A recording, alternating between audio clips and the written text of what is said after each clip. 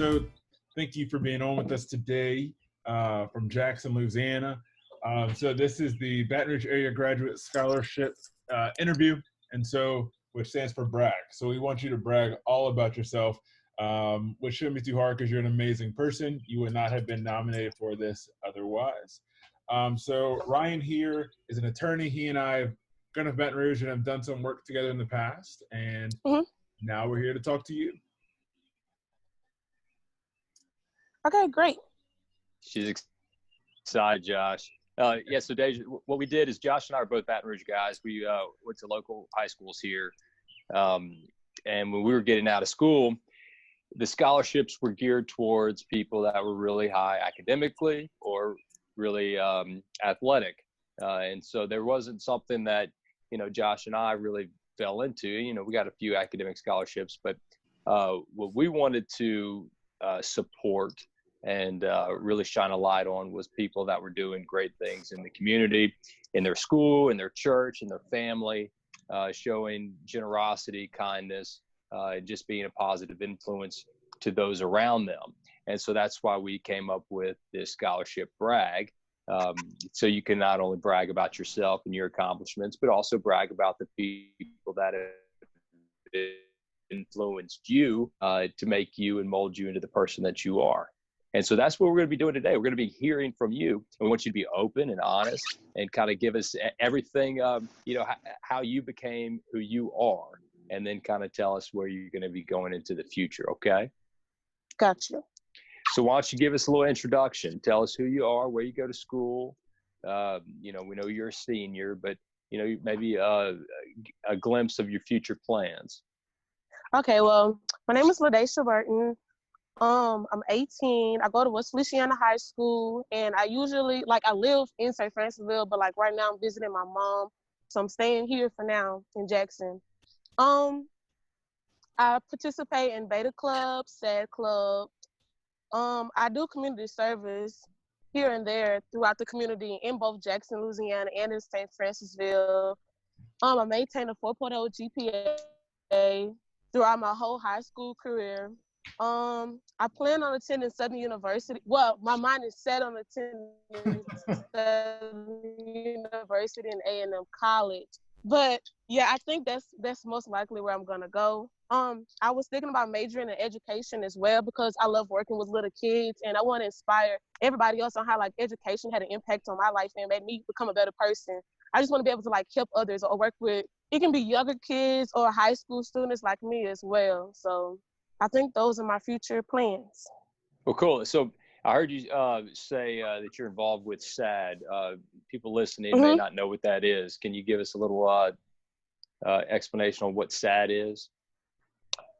Yeah, SAD is spelled as SADD. So it's students, or like we said, school saints, because that's what we're known as, saints against destructive decisions.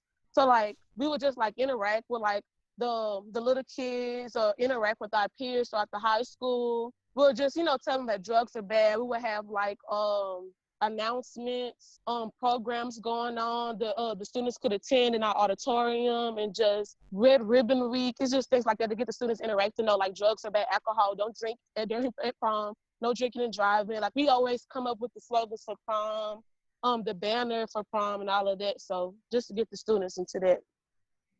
So what gave you the motivation or the drive to get involved with an organization like that? I just felt like it was something good. It's to help other people. It's to uplift other people. I just felt like that's something I know I'm good at, and that's something that I like to do. So why not join something that's doing something good for other people? So that's what made me want to join it. Where does that stem from? If you said that you're good at uplifting other people, where does that come from? That's my personality. That's the way I was raised. I want to succeed, but I want to bring people right along with me. If I see someone struggling, I'm going to pitch in and help them out. We're all in this together. Why not help each other out and work together as a team? That's how I feel. So. Is there somebody in your family that you model yourself after, that you've seen somebody else do that, and that's kind of how you became who you are? Yeah, my sister and my brother. Well, I'm going to say it like this. So growing up, I don't live with my my birth parents. So like when I was like 3 months old, my real family knew this other family that just gave me to them to raise ever since I was 3 months old. So I've always been brought up in this upbringing, and like having these people as my family, the way that they've raised me and how they taught me, and I consider them my real mom and dad. I consider them my real sisters and brothers. I consider them like my aunts and uncles. I look up to them because if it wasn't for them, I wouldn't be where I am today if I was to probably still live with my birth parents in the situation that they were in. So just having them around me and like with the situation I was in, them making me feel good as a person and making me become a well-educated young lady, and the things that they're doing in their life and their lifestyle, it's just, I don't know, inspirational. And whenever I talk about them, it just makes me happy and smile because I know if it wasn't for them, I wouldn't be the person that I am. So I was gonna say that, like you talking about them brought this smile and this joy and this energy. So let's talk about them a little bit more. So you have some siblings. So how many siblings do you have? What's your family makeup? Oh, I have a big family. Altogether, I have like 8 siblings. Okay, so it's 2, a brother and sister from like the family that raised me as a baby until now. They're my blood siblings, but I consider them like, real family. And then I have 2 sisters from my birth mom and dad, and then my dad has like the other 3 or 4 outside kids. So they're like my half sisters and brothers. So like 8 or 9 siblings. All right, that's quite a big family. It is. So yeah, bigger than our families. So that's awesome. So that's just crazy. Sorry, I'm still like really, really ingesting everything you just said about your family. Where do you fall in line as far as ages go? The middle. Okay, so with my sisters and brothers from the family that raised me, I'm the youngest. They're like in their 30s, so they were here before I even came into the picture. And then with my 2 sisters by my real mom and dad, I'm the middle child between them. So my mom had my older sister at a young age. Then she had me, but I was given away. And then she had my little sisters. I'm the middle child. And then with my other siblings, I'm the oldest out of my dad's outside kids. Okay. Ryan, you heard how she said they were old, right? In their 30s, like me and you. Oh, no offense, guys. I'm just okay. I feel a little bad now. Hey, you're as old as you feel. You're as old as you feel. Then that means I'm lean on that. I'm older than 30. So let's go through some lightning round conversations and questions. So, Daisha, we're gonna ask you a couple of things, and the first thing that comes to your mind is what you want you to say. So if Ryan were to ask me, hey, how do you feel about musicals or, bike riding? I'm going to say, love it. If I were to ask him about football, he's going to tell me that he also loves it, or if I were to ask Ryan how he loves musicals, he would say 100%. He loves musicals so much. All right. Your favorite TikTok dance or challenge? The Doja Cat one, Say So.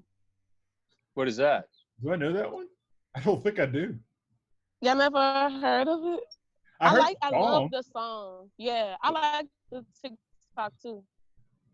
That's the first thing that popped in my mind. It's a dance goes? Even notice. Oh, yes, a dance. Yeah. Okay. I know that one. I don't know that one. I know the song, and so I like the song. Mm-hmm. I know my own dance when I do the song, but I don't know. You gotta like roll it back or something at some point in that. I just learned the Tootsie Roll. Savage. The Tootsie one. The Tootsie Slide. Oh, Savage is good too. Yes. Yeah, I've heard of the Tootsie Slide. Okay, so what's your favorite book? It's by Jeanette Walls. It's called The Glass Castle. I love that book. I think that's my favorite because it just talks about her life, and I just like reading about other people's lives. I just do like her life. I don't know, it's kind of like from her upbringing and what all she had to go through and how it made her into the person that she is today. She's a writer, and the fact that she was able to write about all of that stuff and be honest about everything that she's been through, I feel like that was pretty cool. And it was interesting. It was never like a dull or boring moment. And it started off like back in the day until like now. So the time frame, I just like it. All right. Okay. I mean, we'll take it. All right. So what about your favorite food? Pizza. From All right. where? Yeah. From where? What is on there? Describe it. I like Domino's pizza.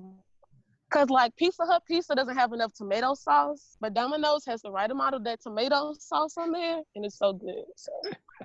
So what's on your favorite pizza? Like, I can eat supreme pizza. I can eat pepperoni as long as it's pizza with some ranch sauce on the side. okay. Do pineapples go on pizza? They could go, but I wouldn't eat it. I'm sorry, I couldn't eat the pineapples. Correct answer is yes, Josh. Hawaiian pizza is my favorite. Right. Whatever you want. Yes, so long as it's pizza. Hey, so who would be a dream mentor of yours? A dream mentor. Ooh. That Anybody. kind of hit me hard. Yeah, anybody. It doesn't have to be someone famous. It can be someone that I know. Yeah, personally. absolutely. My sister. Okay. Is she already kind of a mentor for you? Yeah. Like whenever I need to talk about stuff that I may not feel comfortable talking to my mom about, or just life lessons, or just school, making decisions, I go to her about it. And this is the sister that's with the family that raised me. So I feel more closer with them than anybody else. Let me ask you this, and I'm going to pry a little bit. So the family that raised you, and then you also having, it sounds like a relationship with your biological parents as well. Has that given you like a different perspective or a different drive and motivation on how you treat other people or how you just carry on your life? Yeah, but in a good way. So I just feel like from what happened with me, I don't want to put my kids in the future, if I ever have, in the same situation that I was in. But I know like how that has made me feel emotionally, and that was a challenge that I had to overcome. Like now I can talk about it without having to cry or feel as sad as I used to. But I just know how it made me. It was an emotional challenge. It was a barrier that I just had to break, and I had to like just grow from it and just be able to overcome that challenge. So, yeah, I feel like it gives me a different perspective. It's like when I'm around them, I feel different, or I may feel a little left. I don't feel like as comfortable as I am here because I've been here all my life. Everyone's treating me the same. I don't feel like I'm missing out on anything. So it's just a different type of feeling and vibe. But that's what I would do. Yeah, and it sounds like you're very resilient, whether it just be you were forced to be growing up, but then also, your freshman year of high school, that the great flood happened, right? So a lot of craziness and chaos. And then now we've got this Corona or COVID-19 chaos going on. And so how are you dealing with that today?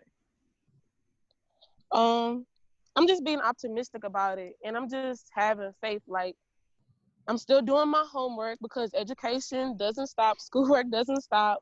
I'm still trying to stay in contact with my classmates, uplift the rest of the seniors, like, hey, you should try this or look into this, or hey, you want to hear this joke? Like just keep it fun and like, just keep it fun and uplifting for others, because it's not, well, I hope it's not the end of the world, but I'm just being optimistic about everything, and just, we're going to graduate. We're going to be able to live our lives. We're going to be able to do things that we want to do. Don't just, oh, this is happening and all of this, or people going crazy and yada, yada. Just stay calm and collected and just finish off the year strong. Like, don't slack off because nothing's stopping. I mean, it sounds like Ryan used the great word resilient, right? And you're being persistent, and you probably got that a lot from, again, family and how you've been raised so far. So, Daisha, what is the one thing that you're kind of disappointed by? I mean, we all love optimism, and I'm not trying to bring that down, but what is something that you're most disappointed by with everything for your senior year?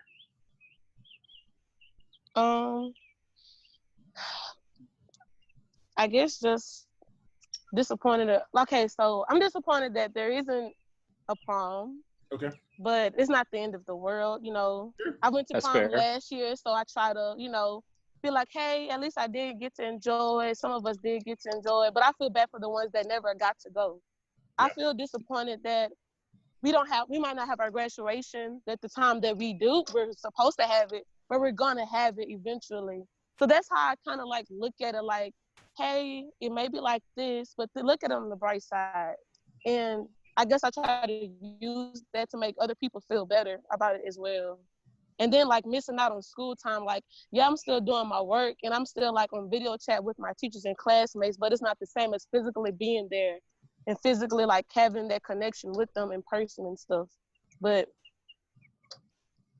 that's what's up. And you will have your graduation. You know, you're going to have your graduation, if nothing else, in 4 to 6 years when you graduate from Southern, right? Hi, I'm Ryan. These are some of the clients I've helped out. They are literally the best. Here are their glowing reviews. I helped them with their car accident. Maybe I can help you. So tell us, so you said education earlier, like why that? Like what is the true reason? You said you love working with kids, but you know, let's talk about that some more.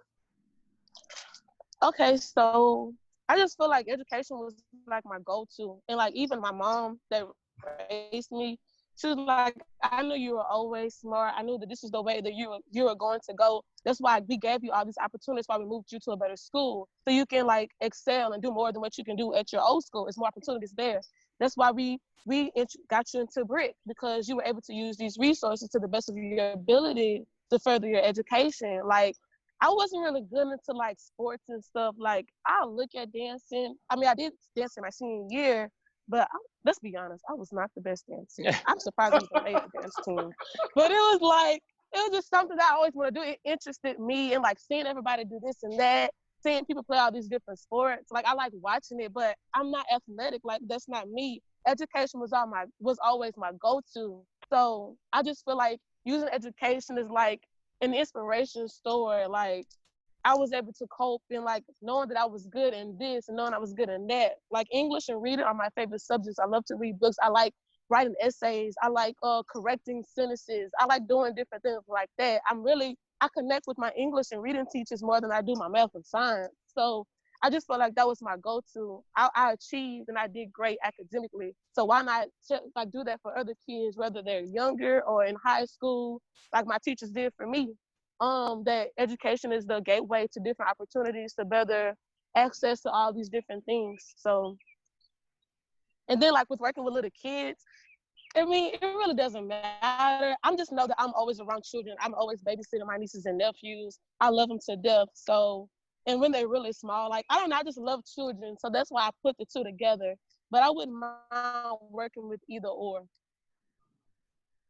No, that's great. And it sounds like, I mean, you are a great role model for the kids or younger individuals that you're around. This is a scholarship opportunity for you, right? You could possibly win some money. So whoever gets the most likes and shares on social media is going to get a scholarship. And so with that, you have an opportunity to tell everybody that's going to be listening, you know, maybe your motto for life or what motivates you, and just give them kind of like a pep talk. Like what is something that is just so ingrained in you that you want everyone else to know?